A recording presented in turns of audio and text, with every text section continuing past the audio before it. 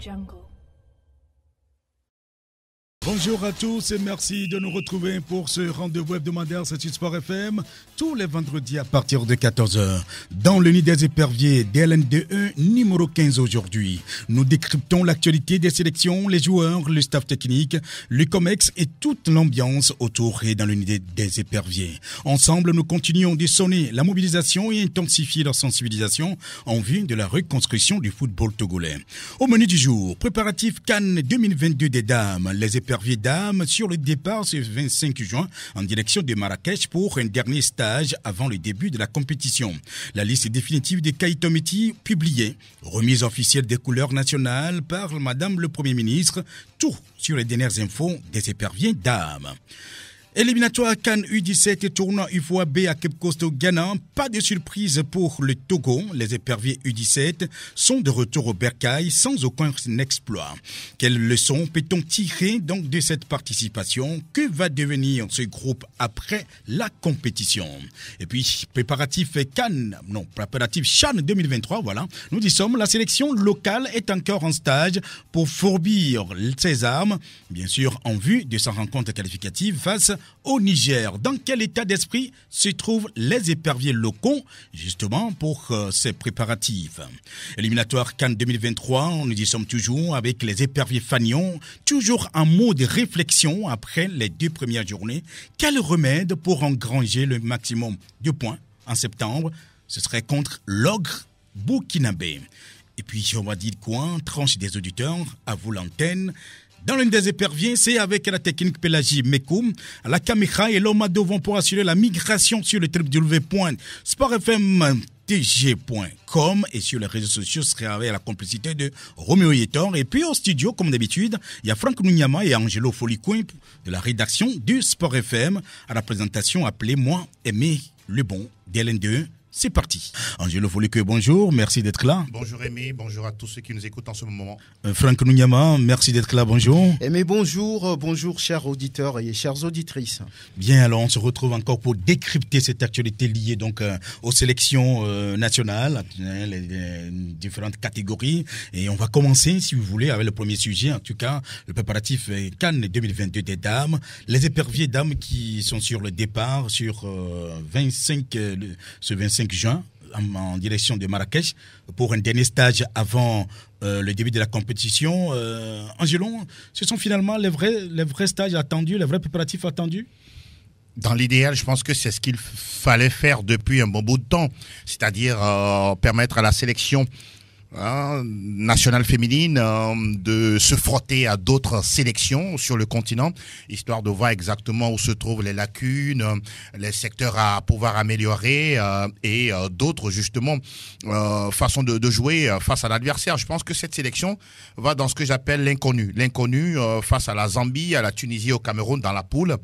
Maintenant, on nous annonce des matchs face au Botswana, face au Burkina Faso. Bon, c'est à prendre, mais est-ce que ce n'est pas tard pour corriger? Je pense que le timing par rapport à ces 2 matchs-là et puis le début de la compétition, je pense qu'il n'y a pas assez de temps pour corriger ce qu'il doit être.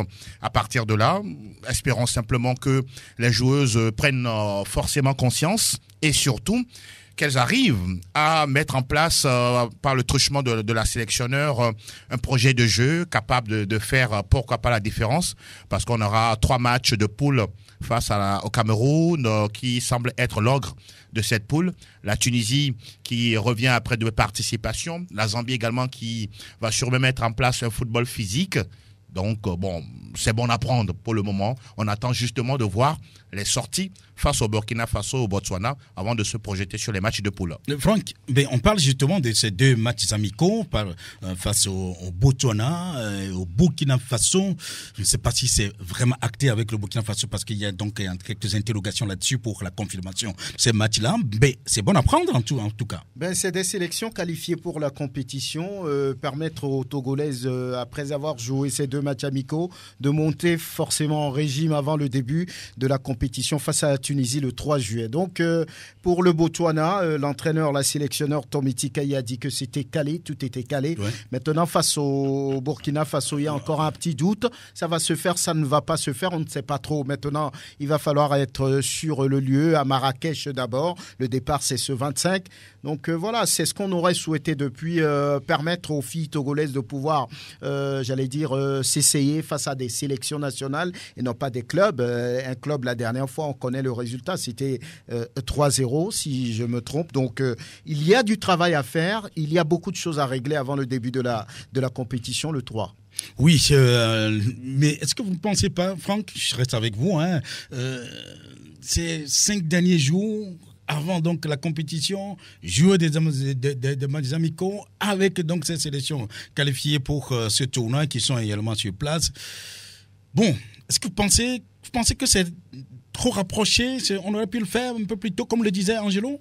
Oui, l'idéal, c'est de le faire un peu plus tôt, avant l'ouverture de la compétition. Lorsqu'on prend le match du Burkina, on a parlé du 27. 27, on va dire qu'il reste à 5 jours ou 6 avant l'ouverture de la compétition, le 2. Le 29, il va rester, on va dire, combien de jours? 3 à 4 jours avant le début de la compétition, le 2, et le début de la compétition pour le Togo, le 3. Donc, forcément, il n'y a pas, on va dire, beaucoup de temps pour les filles. Mais bon, c'est une compétition. Elles vont jouer là-bas chaque 3 jours. Le 3, le 6, le 9. Voilà, donc je pense que peut-être ça leur permettrait quand même d'être dans le rythme et de voir un peu ce que c'est qu'une Coupe d'Afrique des Nations de football au niveau des dames. Donc voilà, on aurait souhaité qu'il y ait plus de matchs avec les sélections.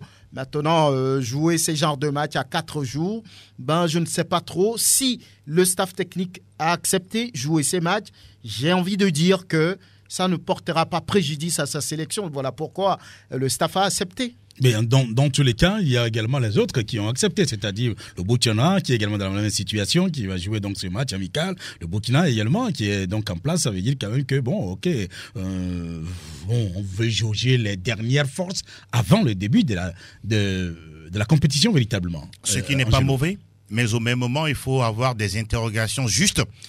Est-ce que Tomiti Kayi, en lançant sa sélection ou son groupe de joueuses face au Burkina Faso, va-t-elle chercher tout de suite à avoir du résultat positif, c'est-à-dire gagner pour engranger beaucoup plus de suffisance avant le début de la compétition? Point d'interrogation. Ou bien juste le fait qu'aujourd'hui, oui, on a tellement clamé le fait de jouer des matchs amicaux, ça va être fait, et derrière peut-être la sélection prend 3-4 buts, mais au même moment, si derrière il y a une défaite, mais ça va saper le moral, le mental des joueuses, à moins qu'elles soient vraiment gonflées à bloc pour aborder n'importe quel genre de situation. Moi je pense, oui, sans être un oiseau de mauvais augure, c'est le timing. Le timing, pour moi, n'est pas assez idéal, parce que l'idéal serait qu'on travaille sur cette sélection-là bien avant, peut-être même au mois de mai, en début du mois de juin. Mais rapprocher comme ça, d'aucuns vous diront que c'est un niveau d'exigence. Mais est-ce que nos filles, que moi j'ai vu à l'entraînement ce jeudi, d'abord, il y a un aspect que je vais relever, la taille des joueuses. Elle n'est pas assez conséquente quand on va rencontrer des joueuses comme des Tunisiennes. Est-ce qu'il y en a mieux? C'est là la question également. C'est là la question. On n'a pas mieux. C'est là mon inquiétude. C'est là mon inquiétude. Il va falloir peut-être poser le ballon et jouer comme les Espagnols. Bon, alors là, ça va être un projet de jeu. Il faut avoir donc une stratégie propre à sa morphologie. Voilà, et j'espère simplement que Kayi Tomiti et puis l'autre adjoint, dont j'oublie un tout petit peu le nom, l'ancien de l'Entente 2, l'entraîneur de l'Entente 2, qui est passé également par Agaza Football Club. Le nom échappe. Amenito à j'espère qu'ensemble, ils vont trouver l'alchimie qu'il faut pour permettre aux joueuses de comprendre le projet de jeu qu'on va mettre en place face aux adversaires. À mon avis, justement, c'est à ce niveau-là que se situe mon inquiétude. En tout cas, on espère que, le budget qui a été préparé n'est pas préparé juste pour les 3 premières journées. Bon, personne ne voulait demander à cette équipe d'aller gagner la CAN. Oui, c'est clair, au départ. Au même moment. il s'agira de bien défendre les couleurs du Togo en faisant de très belles performances, en limitant les dégâts. Parce que lorsqu'on prend le Cameroun, quand même, qui attend de jouer un match amical contre la France, qui prépare l'Euro féminin. Donc, je pense que c'est complètement au-dessus des filles du Togo. Maintenant, un match de football reste un match de football, mais je n'ai pas envie de rêver. Je pense que oui, ce qu'on va leur souhaiter est de pouvoir produire un bon jeu et de se faire plaisir. Oui, ce que je voudrais dire précisément, c'est par rapport en 2013 où on était allé donc à l'Afrique du Sud avec un budget qui s'arrêtait aux 3 premières journées. Non, mais ça fait rire, mais c'était d'une. Non, mais tout dépend. Réalité. Moi, je pense que à un moment donné, faut pas être plus royaliste que le roi. Faisons avec nos réalités. Aujourd'hui. Donc, on se projette sur le fait qu'on doit être éliminé au premier tour. Mais de toutes les façons, pour une première participation, on ne va pas s'attendre en tout cas à ce que le trophée soit gagné. Je ne dis pas de s'attendre, mais prévoyez. Donc, non, ok, d'accord, j'ai compris pour Franck et pour Angelo. Non, mais oui, il faut juste faire un budget on n'a jamais dit de faire une prévision pour les 3 journées. Analyses on n'a jamais dit ça. Maintenant, on sait que le ministère est bien derrière cette sélection, la fédération.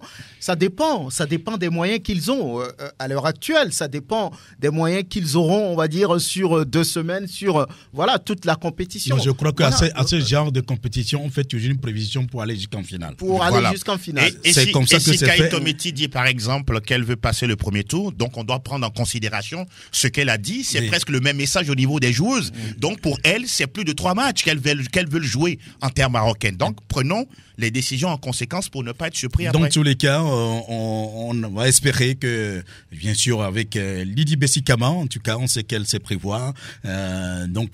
Avec également Madame le Premier ministre, d'ailleurs, qui a remis les couleurs nationales, le drapeau national à la sélection togolaise hier. Bien sûr, c'était dans les locaux de la primature. Madame Victoire Tomiga Dogben, que je propose d'écouter dans son message. Tout est possible avec beaucoup de détermination, beaucoup de travail et la foi. Quand on travaille avec beaucoup de discipline, avec beaucoup de rigueur, avec beaucoup d'assiduité, on n'est pas fatigué, on a cette détermination, cette fougue d'aller le plus loin possible, quelles que soient les difficultés, on peut réussir. Chères joueuses, vous êtes les ambassadrices du football togolais au Maroc et vous portez des espoirs de tout un peuple.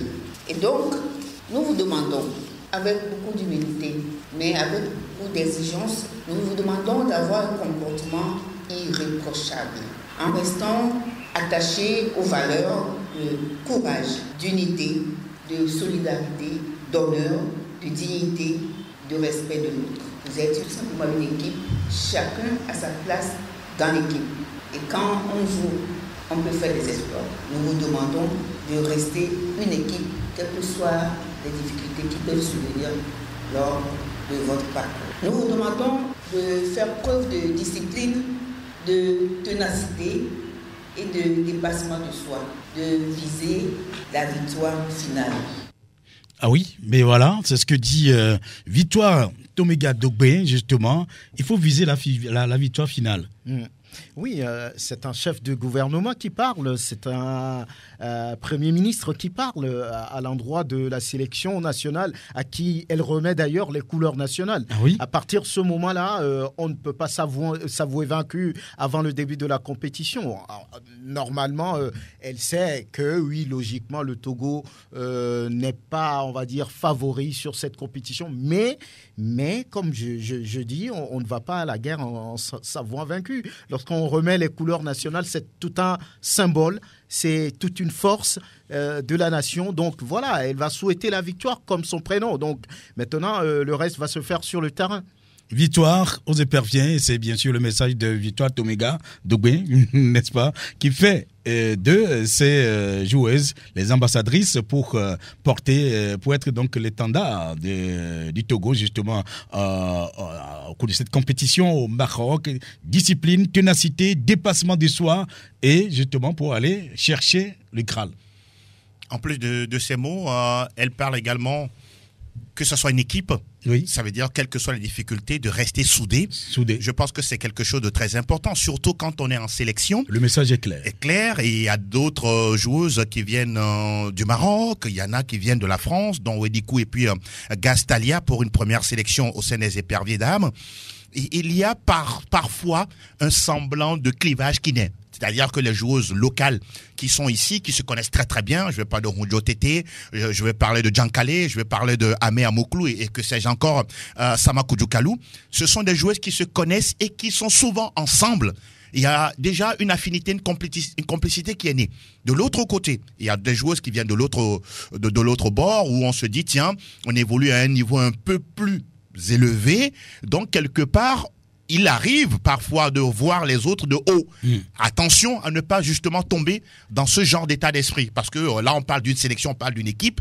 Il faut qu'elle soit soudée pour permettre à cette équipe-là de pourquoi pas, de faire des surprises face à des sélections qui sont dans leur groupe, telles la Zambie, la Tunisie ou encore le Cameroun. Oui, et là, on va écouter également la sélectionneur des éperviers dames. Il s'agit de Kai Tometi, justement, qui évoque les objectifs pour cette CAN. C'est une fierté de qualifier mon pays pour la première fois à la CAN, une compétition que j'avais tant souhaité jouer étant joueuse, mais Dieu m'a fait grâce. Je vais participer à cette compétition comme entraîneur et je promets au peuple togolais que je vais tout mettre dans la balance pour que mes filles fassent une bonne prestation à la CAN. Oui, nous avons un objectif, passer le premier tour et rentrer dans le carré d'as. Le Cameroun, c'est une équipe très expérimentée, mais nous sommes en train de mettre des stratégies en place pour les contenir. Contre le Cameroun, la stratégie est simple. Si on ne marque pas, elles ne doivent pas nous marquer. Voilà, c'était bien sûr Tometi Kai, justement, la sélectionneur des éperviers dames qui évoquait, disons, ce qu'elle entend faire là-bas en terre marocaine. Angelo. On comprend aisément, de façon limpide, ses visées pour ces sélections. Que ce que je n'ai pas pu faire en tant que joueuse, oui. Dieu m'a donné la chance de le faire en tant qu'entraîneur, en tant que sélectionneur. À une certaine période, ça se comprend, mais au même moment, il faut pas tomber dans la surémotion, quoi. C'est-à-dire que il faut rester droit dans ses bottes, avoir beaucoup plus un discours pondéré, beaucoup plus positif. Moi, j'ai assisté à la séance d'entraînement, la dernière, c'était hier au stade de Kégué. C'est un groupe qu'elle a sous sa main, qu'elle dirige en tout cas avec beaucoup de sérénité, mais au même moment, je pense qu'elle a du travail. Elle a du travail parce que sur certaines phases de jeu, de réglage, le discours est un tout petit peu trop fort. Les joueuses, à un moment donné, n'appliquent pas forcément ce qu'elles demandent de faire sur le terrain. Et donc, pour moi, c'est une pression. Est-ce que tu penses que c'est un problème de communication ? Surtout dans les mots à choisir, à envoyer au groupe. Voilà. Donc, à ce niveau-là, c'est déjà une pression pour elle de trouver justement le mot juste, les expressions justes, et surtout pour dire ce qu'elle veut qu'on fasse. Exactement, et de façon claire et plus simple possible. D'abord, ça c'est un. De deux, la pression également de la compétition, elle est là. Elle veut tout faire pour sortir des poules. Ce ne serait pas du tout du gâteau. Et donc, c'est à elle de trouver l'alchimie qu'il faut. Et surtout, la troisième pression pour moi. N'oublions pas qu'elle dit l'équipe doit marquer. Si elle ne marque pas, elle ne doit pas encaisser. Ce qui m'inquiète encore une fois, lors des matchs de préparation. Alors qu'on a toujours encaissé. L'équipe a toujours pris des buts. Maintenant, est-ce qu'avec l'arrivée de Gastalia et de Wedikou, ma fille, qui sont des flèches et qui marquent des buts, ça pourra peut-être apporter la différence? C'est une possibilité. Écoutons Nathalie Badat, elle est capitaine de cette sélection des dames, bien sûr, qui s'apprête à s'envoler demain pour Marrakech. Nathalie, que vous proposez d'écouter. on est prêt et je pense qu'on a la lourde tâche pour défendre les couleurs de notre pays, le Togo. On promet d'aller de victoire en victoire, d'aller le plus loin possible et je pense que c'est notre devoir et nous allons nous battre comme il faut. Quelle est la force avec laquelle vous partez pour le Maroc bientôt? La force, c'est déjà l'unité de cette équipe et surtout la confiance qu'on a l'une envers l'autre. Et je pense que le staff technique fait le grand boulot autour de nous. Je pense que c'est ça. Surtout l'accompagnement que le gouvernement ne cesse de nous faire depuis qu'on a commencé cette qualification et surtout le peuple qui est toujours derrière nous à nous pousser. Franchement, ça nous a boosté à arriver jusqu'ici et je pense que ça va faire beaucoup de choses encore. Un message pour le public togolais? Je les convie surtout à continuer par prier pour nous et de nous soutenir sans relâche.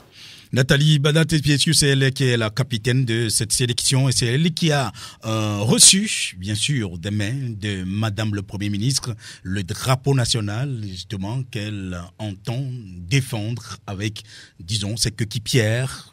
Voilà, Franck, les mots de Nathalie, elle dit, nous irons donc de victoire en victoire. Oui, c'est quelqu'un qui s'apprête à entamer une compétition. Elle est la capitaine de cette équipe, l'une des plus expérimentées du groupe pour avoir ou bien évolué en France, à Tarascon. Donc beaucoup plus d'expérience. Elle a du vécu. Oui, elle va affronter une compétition. Lorsqu'on parle comme ça, c'est qu'on se donne du courage. Oui. C'est qu'on se donne une certaine force. C'est la capitaine. Elle envoie, on va dire, une certaine énergie, un certain message à ses, j'allais dire, coéquipière. Donc, c'est normal de pouvoir l'écouter sur ces genres de mots. Victoire en victoire, unité, on a cette force d'être un groupe, on vit ensemble. Avec une certaine confiance. Une certaine confiance. Une capitale confiance donc, voilà, qui est là. Elle ne peut pas dire autre chose que ça. Donc, je pense que s'il y avait d'autres mots plus corsés que victoire en victoire, elle aurait pu le dire. Maintenant, je pense qu'elle sait dans un coin de la tête que ce n'est pas une partie facile pour le Togo. Il va falloir y aller, défendre les couleurs du Togo. C'est une première pour ces jeunes dames. Donc, on leur souhaite beaucoup de courage. Bien, il y a également, disons, celle-là qui est, disons, la surprise de la liste, on va dire ainsi. C'est Talia, justement, qu'on n'attendait pas du tout, parce qu'on n'a pas vraiment entendu parler d'elle, on ne sait pas trop, bon, mais comment elle a atterri finalement donc, dans cette liste. Talia, qui est arrivé il y a de cela quelques jours, et qui a intégré justement le groupe. C'est avec surprise que et la presse et le public sportif découvrent donc celle-là qui devrait bien sûr apporter son savoir-faire à l'attaque justement avec Likou. Talia, que je vous propose d'écouter d'abord. C'est un pays très accueillant. Le sourire, on m'a accueilli comme si on me connaissait depuis toujours et franchement, c'est un honneur de représenter mon pays. Vous partez à la CAN pour la première fois. Exactement. À l'entraînement, comment vous jugez l'état d'esprit de vos collègues? C'est une famille, hein. C'est une grande famille. Ça sourit à l'entraînement, c'est sérieux. On sait où on va en tout cas. Porter mon équipe et de toute façon c'est toute l'équipe, c'est pas un sport solitaire, donc c'est toute une équipe. Du coup, ce sera de porter l'équipe et s'entraider. Quand il est par terre, c'est nous qui est à terre. Quand il est en haut, c'est tout le monde qui est en haut. Voilà, c'était Talia, elle joue donc à Auxerre en France, bien sûr, des parents togolais, justement, père et de mère. Bon, on va dire, c'est ça, mais c'est la surprise, Angelo. La surprise du chef. Personne ne voyait justement l'arrivée de Talia dans le nid épervier. La dernière fois, ça a été annoncé. Nous avons eu l'occasion de l'interviewer. Quand vous la voyez, elle a en tout cas du coffre. Elle a du coffre physiquement. Oui, une certaine morphologie. Exactement, 1m74, oui. Elle a une morphologie assez intéressante, 1m74. Attaquante. Et elle a déjà évolué avec Wedi Koumafi à Auxerre il y a 1 ou 2 saisons. Donc ce sont 3 ans si vous voulez. Donc elles se connaissent très bien. Bon, je me dis, ça reste ma réflexion. Est-ce que quelque part, ce n'est pas aussi une discussion entre compatriotes et derrière il y a une recommandation de Guillaume par rapport à tout ça? Une proposition. Je pense que c'est quelque chose de bien. Ouais. Ça, il faut le reconnaître. Maintenant, la question que je me pose, le football sous les tropiques est complètement différent du football européen. Quand on voit un peu les conditions de travail, l'environnement et tout, j'espère simplement, à part le fait qu'elle soit bien intégrée, qu'elle puisse, peut-être être titulaire lors du premier match, ou soit les matchs amicaux, pour voir un peu ce qu'elle pourra apporter lors de l'entraînement. La dernière séance hier, elle n'était pas présente, elle était beaucoup plus occupée par les tests médicaux avec Nathalie Badaté. Donc on l'a pas vu jouer sur la pelouse du stade de Kégué. Donc ça reste quand même ma curiosité, un mystère, exactement, de voir Gastalia, ce qu'elle pourra produire et apporter comme valeur ajoutée au groupe Épervier Dames. Franck? Oui. Non, mais c'est une joueuse qui a 24 ans, qui est capable de jouer en milieu de terrain et puis en attaque. Elle a du coffre. Elle a, on va dire, une morphologie assez intéressante qui peut bagarrer avec les défenses. Donc, c'est la surprise. Comme on l'a dit, personne n'attendait cette joueuse. Visiblement, elle a quelque chose à apporter à cette équipe, une plus-value à apporter. Elles se connaissent bien, les deux, Ouedikou et puis elle. Donc, on attend de voir. Elle est sûre d'elle-même lorsque Angelo l'interviewait, lorsque vous l'écoutez parler, lorsque vous l'entendez. C'est quelqu'un qui paraît, cette assurance, qui est à l'aise. Donc, on espère qu'elle sera à l'aise aussi sur le terrain. Amlos, la dernière à écouter sur, ces préparatifs, justement, Pluton, oui, mais on va revenir, s'il vous plaît. Voilà. Pour conclure, donc, sur ce sujet des dames, on va simplement se dire, elles vont partir demain. Ouais. Et pour ce stage, livrer donc peut-être les 2 matchs amicaux contre le Botswana, qui est plus sûr, et contre le Burkina Faso. Jusqu'à demain ou dimanche, on en saura un peu plus sur l'issue de ce match. Ouais. Voilà, et donc on va simplement dire bonne chance à ces éperviers. Tout naturellement. N'est-ce pas? Oui, tout à fait. Allez, on revient. Bien, préparatif CHAN 2023, la sélection locale est encore en stage pour fourbir ses armes en vue de sa rencontre programmée, donc contre, bien sûr, le Niger, le MENA du Niger. Dans quel état d'esprit se trouvent les éperviers locaux? Et voilà donc la grande interrogation, Franck. Oui. On est là, on se pose beaucoup de questions. On se pose beaucoup de questions. Oui, une équipe qui se prépare, qui s'apprête pour affronter une compétition. Je pense que le match contre le Niger devrait avoir lieu autour de septembre. C'est le 2e tour, puisque le Togo, s'étant déjà qualifié pour une fois à la compétition, est exempt du premier tour où on aura à voir le Bénin et le Ghana, et après le Nigeria. Donc le Togo va attendre pour le 2e tour et essayer de se qualifier pour un 2e championnat d'Afrique des Nations de football. Donc voilà, c'est des joueurs qui paraissent confiants. L'entraîneur également, on fait des choses, préparation physique, le développement technique, les VMA, tout cela est inscrit au programme de ce stage d'une dizaine de jours ou bien de 11 jours pour être plus précis. Donc on s'apprête, on espère bien que ça va pouvoir apporter quelque chose. Alors, Angelo, Jonas Kokou Koumla a-t-il la solution pour remplir la mission et se qualifier comme l'a déjà fait son prédécesseur au poste? Je voudrais parler de Jean-Paul Abalo. C'est le grand défi. On se rappelle qu'avant son arrivée, en tout cas, dans le foot togolais, on a vanté ses mérites au Mali. La presse qui a été super dithyrambique à l'endroit du monsieur.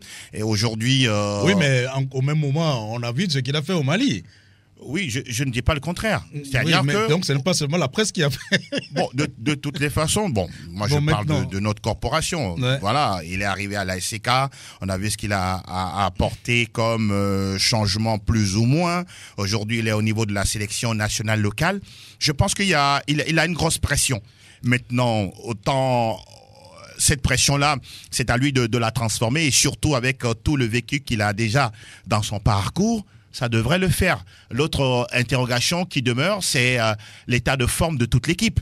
Oui, c'est vrai, on a quand même un point positif à relever, à souligner, c'est le fait d'avoir un championnat régulier, même si le niveau d'exigence, le niveau de qualité laisse à désirer. Mais au même moment, je pense que les joueurs qui sont sélectionnés, qui sont convoqués, doivent avoir cette faim, cette rage de vaincre, de tout faire, en tout cas pour mériter leur place. Yeah. D'aucuns pensent que être en sélection, c'est un titre foncier où voilà, je suis là, personne ne peut me déloger parce que je suis de connivence avec le sélectionneur, ou bien je viens d'un club où mon président est tout puissant et donc je n'ai pas peut-être à penser comme quoi on pourra me remplacer ou pas. Non, mais c'est quelque chose que les joueurs doivent sortir de leur petite tête. Ce n'est pas parce que vous venez en sélection pour une première fois que vous devez être dans cette sélection pendant des années. Non. À un moment donné, quand vous n'êtes pas bon, mais reconnaissez que vous n'êtes pas bon et on doit vous changer. C'est en cela que nous demandons souvent à mettre la notion de concurrence à tous les postes. Ça veut dire que à ce niveau-là, on cherche beaucoup plus une équipe affinée, une équipe raffinée, une équipe capable de faire des résultats. Pour chuter, je me souviens que lors des dernières sorties de l'équipe nationale locale, je pense que c'était 3 matchs, 0 but marqué. 0 but marqué. Et pourtant, nous avons des attaquants qui, voilà, s'expriment lors des matchs de championnat. Est-ce à dire que c'est le championnat qui n'a pas de niveau, ou bien, à un moment donné, les joueurs, lorsqu'ils arrivent en sélection, ils ont piquent la grosse tête et peut-être ont la pression des matchs. Point d'interrogation, donc c'est à Jonas Kokou-Komla de trouver la bonne formule pour permettre à cette équipe-là de gagner. En tout cas, la question demeure, Jonas Kokou-Komla a-t-il la solution pour remplir la même mission, enfin cette mission de qualifier l'équipe pour le prochain CHAN, comme l'a déjà fait son prédécesseur à ce poste, Jean-Paul Aballon. On va écouter Abui, et bien sûr, c'est le joueur de Asco de Cara. Abui Thierry. Abui Thierry. Oui. Bon, voilà, c'est non. Mais on va l'écouter quand même sur donc, cette préparation qu'ils sont en train de faire. Je vous propose donc d'écouter ce joueur. On est tous contents de se retrouver en sélection, une fois encore pour défendre les couleurs de la nation. Il faut dire que l'objectif reste le même, se qualifier pour le prochain CHAN. Donc on essaie de se dire comment faire les choses, comment se motiver entre nous pour bien s'entraîner, bien pousser et être en forme au moment opportun pour aller décrocher cette qualification. C'est à nous maintenant de prendre la relève et de vraiment montrer qu'on peut aller chercher cette qualification. Ça ne sera pas facile, mais on doit essayer de saisir au maximum notre chance et puis d'être réaliste et gagner les 2 matchs. En tout cas, voilà, c'est fait. Donc pour Abui qui a tout dit, en fait, il faut tout faire pour se qualifier. Et bien sûr, la solution magique, c'est Jonas Kokou-Komla qui doit trouver cette solution-là. C'est un défi pour lui parce que on ne peut pas imaginer que Abalo Dossé a pu le faire et que lui qui dont parlait tout à l'heure Angelo et qu'on a fait tout le mérite, eh bien c'est ici maintenant qu'il doit démontrer qu'il est réellement un coach bien sûr bien racé. C'est un gros défi pour lui. Hein. Un gros défi, justement. On va le suivre de très près. Nos loupes vont le suivre, justement, à tous les gestes possibles. On essaiera donc de faire des interprétations pour voir ce qu'il est capable de faire, ce Jonas Kokou-Komla. Quels sont les atouts de ces éperviers locaux aujourd'hui, Franck? Oui, les atouts, on l'a déjà dit, c'est que souvent il y a un championnat qui est régulier. Le championnat d'ailleurs vient de prendre fin, donc je pense que l'entraîneur a, on va dire, toute une ouverture pour pouvoir faire sa sélection. J'estime que c'est les meilleurs qu'il a pris et que voilà, il n'y a pas eu de complaisance. C'est des joueurs qui sont capables de répondre à ces genres de compétitions qu'il a sélectionnés, parce qu'il y a eu de la nouveauté, j'allais dire. Avant, c'était 4 matchs pour le Togo pour pouvoir se qualifier. Maintenant, il n'y a que 2 matchs. Donc, c'est une grosse différence. Donc, le Togo qui doit jouer en aller-retour contre le Niger entre le 26 et le 28 août prochain pour pouvoir avoir son ticket pour le prochain CHAN en janvier prochain. Donc, voilà, il va falloir y être, il va falloir faire les choses. Et les atouts, comme on l'a dit, c'est que le championnat est régulier. Les joueurs, on peut le dire, sont en compétition. Même si la D1 a pris fin il y a plusieurs semaines, on tend vers un mois. Je pense que c'est possible de le faire. Et puis, il y a des nouveautés. Ça va être 18 sélections maintenant. 3 groupes de 4 et puis 2 groupes à 3. Donc, il y a toute une nouveauté apportée à cette compétition. Bientôt, on arrivera donc à 24 encore. Il va falloir tout faire pour y être. La révolution est en marche. La révolution est en marche, n'est-ce pas? Angelo, c'est vrai. Et on revient tout de suite. Éliminatoire CAN U17 avec le tournoi UFOA-B à Cape Coast au Ghana. Pas de surprise pour le Togo. Les éperviers U17 sont de retour au bercail sans aucun exploit. Oui, parce que c'est ce qu'on attendait, qu'il y ait donc un exploit. Il n'y en a pas eu, donc, cet exploit. Quelle leçon peut-on tirer donc, de cette participation au moins, avec ces 2 sorties, 2 défaites, Angelo? Un exploit peut-être utopique. Dans la tête, on s'est dit c'est une possibilité. Bon, oui, c'est une possibilité, oui. Bon, oui, possibilité voilà. Possible. Parce que, bon, oui, possiblement, on pourrait se dire, oui, ça va pouvoir aller. Marcher. Mais non. Ça n'a pas été le cas. Bon, on savait que si le Togo sortait de cette poule, ce serait une surprise et donc un exploit. Exactement. Face au Nigeria, ils ont essayé. On a vu en tout cas un dispositif enthousiaste, intéressant. Mais pas plus que ça. Face au Ghana, c'était encore plus compliqué. La seule chose que je retiens, c'est le fait, en tout cas, d'avoir permis à ces jeunes-là de sortir du pays et d'aller se frotter justement à d'autres sélections, de vivre l'environnement dans lequel on peut jouer ce genre de match, comment gérer ce genre de pression, jouer ces matchs-là de la première minute à la dernière seconde, en même temps écouter les consignes du coach, voir un peu ce que l'adversaire fait. Si tout ça a peut-être servi de leçon, c'est une bonne chose. Mais au même moment, les U17 que nous avons eu en 2022, soyons réalistes et raisonnables, ils ne seront pas là dans 2 ans. Ça, c'est une réalité. Ça, c'est une vérité incontournable. Ça veut dire qu'on doit recommencer le cycle. Le cycle presque à 0. C'est en cela, ma première proposition, c'est de permettre en tout cas à la fédération et à la DTN de faire leur travail. En tout cas, de prospection comme toujours. Et pourquoi pas jeter un coup d'œil au niveau des championnats scolaires, comment ça se passe, histoire d'avoir à ce niveau-là des joueurs avec des âges vrais, pas des âges de football, mais des âges vrais, pour que de façon progressive et que dans 2 ans, qu'on ne vive plus ce genre de désagrément. Et à partir de là, on pourra, je dis bien, de façon progressive, revenir. Et pourquoi pas avoir à espérer des résultats. Si on ne le fait pas de cette façon, on va recommencer les mêmes erreurs et on aura toujours à revenir ici à ressasser nos problèmes. En tout cas, c'est aussi ça ce que nous disait Antoine Bell, bien sûr, depuis le Mali en 2002. Donc quand je l'avais interrogé, il dit, ben voilà, on va se retrouver dans 2 ans, dans 4 ans, dans 10 ans. Vous aurez les mêmes questions pour moi et j'aurai malheureusement les mêmes réponses pour vous. Voilà. C'est ça. On va écouter quand même le petit Yasser Derman après ce dernier match qui était également l'élimination du Togo, c'était face au Ghana. Derman Yasser que je propose d'écouter. On a bien joué contre le Nigeria et aujourd'hui les Ghanéens étaient physiquement, ils étaient plus que nous. Mais nous avons essayé de tenir et à la fin on a traqué. Nous sommes déçus de ce match. Le jeu vient de se terminer là, mais notre carrière professionnelle vient de commencer. Nous allons retourner à Lomé et bien bosser avec nos coachs. Voilà, donc oui, on continue à travailler avec le coach pour peut-être autre chose, autre compétition supérieure, parce que ce ne serait plus... Ce serait les U20. Ce serait donc les U20, naturellement. Et c'est justement le coach, c'est nous, Toudien Maurice, que je propose d'écouter également après l'élimination. Nous avons une jeune équipe. Pour la compétition elle-même, c'est une compétition de jeunes. C'est pour ça que nous, on a mis les jeunes. Bon, ça n'a pas marché. 2 défaites avec 3 buts de quart. Bon, c'est vrai qu'en premier match, on a marqué un but. On le prend sportivement. La compétition des jeunes, c'est pour faire la promotion des jeunes, pour leur permettre de gagner des clubs demain. Donc, c'est dans ce sens qu'on est là. C'est vrai qu'il faut gagner aussi. Malheureusement, on n'a pas gagné. Mais on le prend sportivement, on avance. Vous avez en face une équipe qui est bien entreprenante, qui se comporte très bien.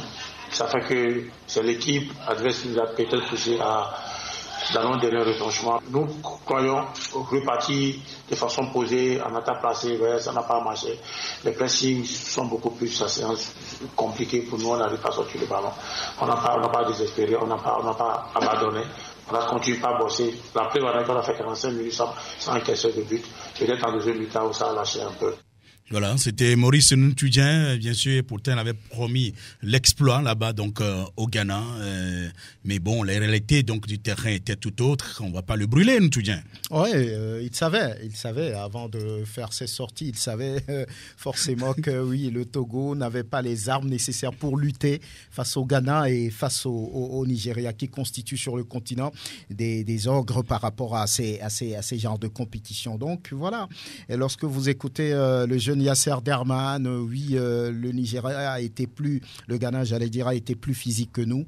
Et lorsque vous prenez les 2 matchs, il y a eu 6 buts encaissés, un seul de marqué, ce qui veut dire que l'équipe togolaise est limitée, n'est pas préparée pour faire face à ces gens de compétition. Donc, à un moment donné, mais on craque. On craque, oui. Il y avait de la qualité, du talent, il y en avait, oui, mais ça ne suffit pas pour ces genres de compétition. Il faut l'accepter.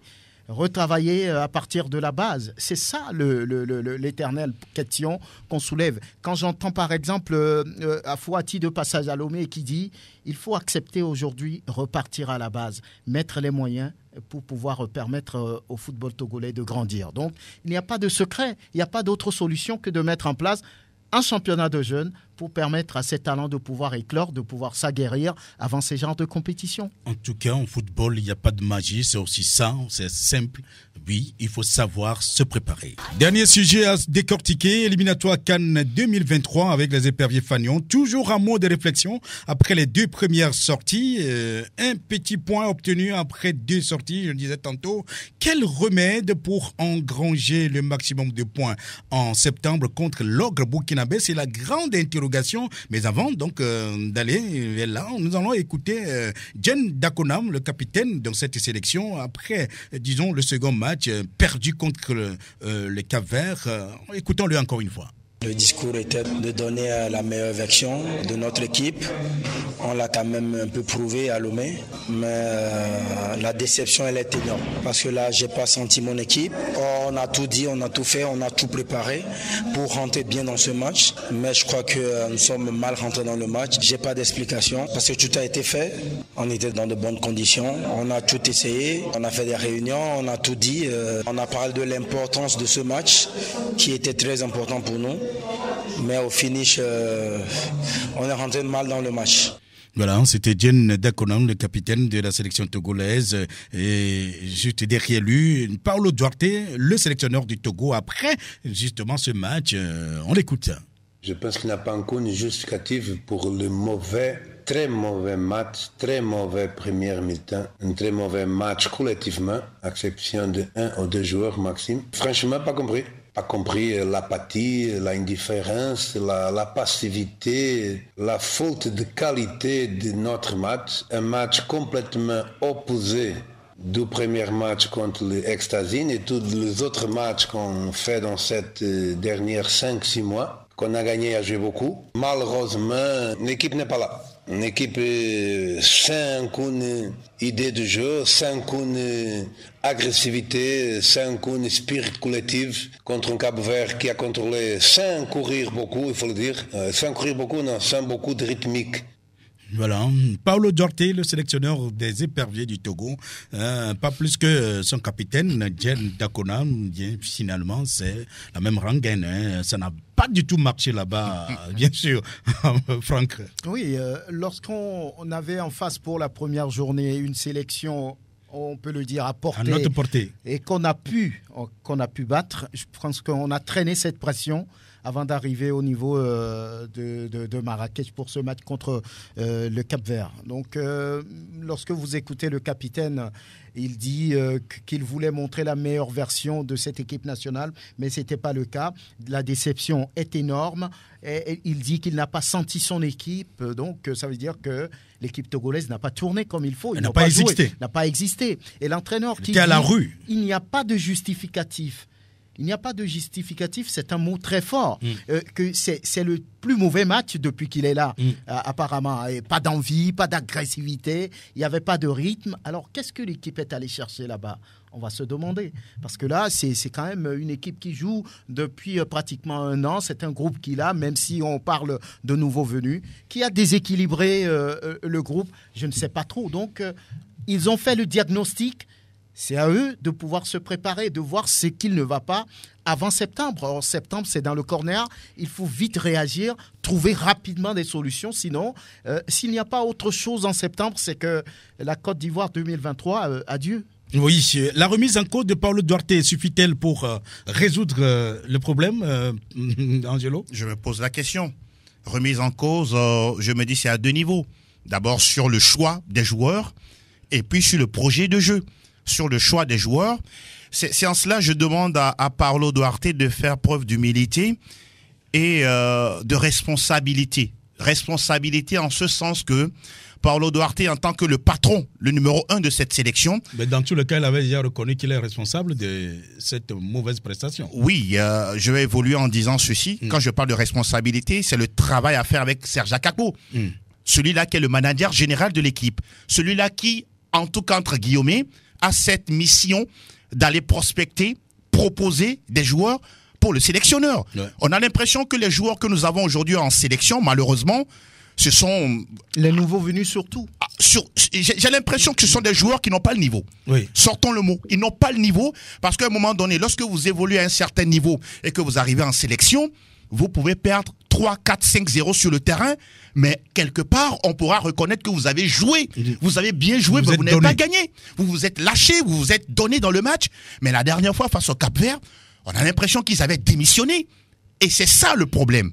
À ce niveau-là, c'est très important. Je le dis, je le répète, il faut qu'il ait une assise avec Serge Akakpo et discuter de façon franche. Messieurs, les joueurs que tu me proposes, sont-ils capables de faire ce que je veux? Oui ou non? Ou soit, lui-même, il prend son bâton de pèlerin, il fait le tour de l'Europe et il choisit ses joueurs. Deuxième chose, Paulo Duarte, j'espère simplement, je ne suis pas encore allé aux informations, qu'il travaille avec la direction technique nationale. S'il n'arrive pas à le faire, il y a un gros souci. Il faut qu'il y ait un lien entre la direction technique nationale et la sélection nationale. Comment peut-on comprendre qu'avec 27 joueurs, qu'il n'y ait qu'un seul local? Est-ce à dire, à un moment donné, que nous n'avons pas de bons joueurs? Ou bien... que notre championnat est si nul? Est si mauvais, si vous voulez? La question, elle est là. Pour terminer en disant, oui, je suis d'accord. Quand on parle de sélection, on parle des meilleurs du moment. Mais au même moment, ceux qui étaient là la dernière fois face à l'Eswatini et face au Cap-Vert, étaient-ils tous les meilleurs du moment? Non, je ne le pense pas. À ce niveau, oui, on parlera toujours de remobilisation, de sensibilisation, de reconquête, de reconstruction. Mais si on continue de construire la maison par le toit, on ne finira jamais avec nos problèmes. Moi, j'ai envie de terminer sur là où de commencer là où Angelo a terminé. Et c'est vrai que les nouveaux venus ont donné l'impression de venir plutôt déséquilibrer cette équipe. Où se trouve le groupe, le noyau qui a disputé les 4 derniers matchs des éliminatoires du Mondial Qatar 2022, avec 4 matchs sans défaite, 2 nuls et puis 2 victoires. Ouais. Il faudra peut-être retrouver ce noyau-là et renforcer peut-être l'équipe avec 1 ou 2. Parce que là, on a parlé du stage d'Antalya où on a vu beaucoup de nouveaux visages qui, visiblement, sont venus, on va dire, un peu déséquilibrer la stabilité qu'il y avait entre-temps. Donc, il n'y a plus de temps. Je pense que, comme Angelo l'a dit, il va falloir s'asseoir et parler forcément entre le staff technique, le capitaine, qu'est-ce qu'ils veulent vraiment? J'ai parlé dans ma réflexion de la dernière fois de la fin des cajoleries. Il ne faut plus venir, oui, on fait confiance à vous, on a confiance à vous, vous êtes il faut mettre les joueurs devant leurs responsabilités. C'est très important parce que septembre, c'est demain. Si le Togo n'arrive pas à prendre au moins 3 points sur cette double confrontation, on n'a qu'à oublier Côte d'Ivoire 2023. Donc, c'est vraiment important. Il faut s'asseoir. Les journalistes feront ce qu'ils doivent faire. C'est ce que nous faisons. D'ailleurs, mais ce qu'il y a lieu de faire sur le terrain, ça, c'est le staff technique et puis les joueurs. On ne peut pas faire autre chose. Bon, d'accord. Il y a ce problème qualifié de technico-tactique, justement, donc lié à l'équipe. Mais que dire des dernières cérémonies traditionnelles d'exorcisation du football togolais organisées par le gouvernement, par l'intermédiaire du ministère des Sports et des Loisirs, Lydie Bessikama, qui frappe à toutes les portes pour s'assurer que tous les préalables ont été réalisés, Angelo. J'apprécie l'initiative parce qu'on sait très bien que le football africain, en tout cas, rime avec tout ce qu'on peut appeler métaphysique, tout ce que vous voulez. Et quand ce sont, entre guillemets, des acteurs qui étaient allés quelque part dans un pays pour la noble cause du sport roi national, avec ce tragique accident, entre guillemets, mortel, je pense qu'à un moment donné, il faut arriver à apaiser autrement les victimes et en même temps définitivement le deuil. Exactement, c'est très important. Je pense que aujourd'hui, quoi qu'on dise, les critiques deviennent de moins en moins présentes. Et ça veut dire simplement que on est en train de corriger un tout petit peu le tir, ce qui est très important. Mais est-ce qu'il ne faut pas aller au-delà? Au-delà, surtout, en permettant à ce que le Togo, au niveau de l'État, on mette en place des véritables structures de travail. N'oublions pas, oui, je suis d'accord que quelque part, on puisse apporter cette exorcisation des âmes, mais n'oublions pas que le football, à un moment donné, ça va continuer. Et ça va continuer avec qui? Avec ceux qui sont là. Et ceux qui sont là, s'ils n'ont pas les outils qu'il faut, les outils adéquats, je veux pas des infrastructures, de l'organisation, de la professionnalisation et tout ce qui va avec, à un moment donné, on va toujours tourner en rond. C'est en cela que je demande en tout cas au ministre des Sports, au président de la fédération et toutes les autorités compétentes d'aller au-delà de ce qui a été fait. Et ça va nous permettre peut-être dans 3 ans, dans 4 ans, dans 5 ans, d'avoir les résultats et d'encenser le sport national. Bon, dans tous les cas, je crois que le ministère, pour qui le concerne, fait ce qu'il faut. Franck, oui, je crois qu'elle veut s'assurer que les préalables au moins ont été faits et que, peut-être qu'il reste des problèmes, que ça ne soit plus, disons, ce retour éternel ou métaphysique. Exactement. Tout cela. Depuis 15 ans, depuis 15 ans, beaucoup le disent, que des cérémonies d'accord ont été faites, mais pas dans les normes traditionnel, on va dire. Maintenant, je ne sais pas l'expliquer. Il faut une certaine cérémonie de la sorte pour le repos définitif de l'âme des disparus. On voit les conditions dans lesquelles ils ont péri, donc c'était atroce. Il va falloir faire des choses pour apaiser leur âme. C'est ce qui se dit. Peut-être qu'un prêtre traditionnel viendra l'expliquer dans les jours qui viennent. Donc, c'était important de le faire. On pourra aller vers Togo Djidjolé pour avoir certaines explications par rapport à ce qui a été fait. C'était vraiment important de le faire. Ouais. Et en attendant de mettre en place la stèle qu'on prévoit mettre pour leur rendre hommage. Donc, voilà, c'est bien. Si cela devait permettre au football togolais de se réveiller de ses difficultés, de ses problèmes, pourquoi pas? Maintenant, nous disons qu'il y a peut-être ce problème spirituel qui est en train d'être réglé, mais il ne faudra pas oublier qu'il y a aussi le côté psychologique. Et le psychologique, c'est bien sûr par rapport aux joueurs. Donc, c'est de ça que parlait donc Angelo tout à l'heure, en disant ceux qui sont là et qui continuent donc à être acteurs, il faut que véritablement on puisse penser donc à ces gens-là autrement, donc psychologiquement qu'on puisse préparer ces joueurs parce qu'ils ont l'impression que il y a quelque chose qui les hante quand ils arrivent. On a déjà cette peur que on ne gagne pas à Lomé et donc c'est déjà ancré et ça devient plutôt psychologique. Et moi je crois que il faut faire un travail là-dessus. Du spirituel, il faut arriver donc au psychologique également pour essayer de chasser ce qu'on appelle donc démons. Ces démons-là sont un peu partout. C'est également d'autres psychologiques. Car pour terminer, donc, je sais que les auditeurs veulent appeler. On va leur donner l'occasion 2 ou 3, 92 03 60 31 au 97 24 26 26. Si vous pouvez appeler. Donc, maintenant, ne faut-il pas commencer à évoquer et insister sur la reconstruction de la sélection nationale et plus loin, la refondation du football togolais dans son ensemble au Togo? Voilà un auditeur en ligne. Bonjour. Allô, bonjour. À vous l'antenne, oui. C'est bien? Gérard Sélassié. C'est mon cher frère Gérard Sélassié. Écoutez, si monsieur Gottfried a pu dire dans les années 70 qu'une équipe qui n'a pas de base, c'est-à-dire les juniors, les cadets, les minimes, ne peut pas réussir. Et qu'en 2022, nous évoluons toujours comme ça. Ce n'est pas la tête en bas, les pieds en l'air. Et que c'est la FIFA qui doit nous rappeler la dernière fois qu'il faut avoir ces... Non. Comment on fait? Les directeurs techniques, ils viennent, ils ne disent rien. Les entraîneurs viennent, alors qu'ailleurs, ils savent que c'est comme ça que ça fonctionne. Non, on va toujours jouer sur écoutez. Retour à la base, pour tout dire, Gérard. Allez. Retour à la base, n'est-ce pas? Merci beaucoup, Gérard Sélassié, justement. C'est ce que nous disons, c'est ce que nous clamons tout le temps. Donc ici, il faut retourner à la base. Auditeur, bonjour. Oui, bonsoir. Oui, on vous appelle? C'est Simfeile. C'est quel est? Simfeile. Simfeile. Oui. Oui, allez-y, je vous écoute. Je vous remercie. Ouais. Continuez comme ça le travail pour nous. Bon, le problème c'est ça qu'on est en train de faire. J'espère que tout ce qu'ils sont en train de commencé à faire là, ça va aller. D'accord. Ils n'ont qu'à continuer à le faire.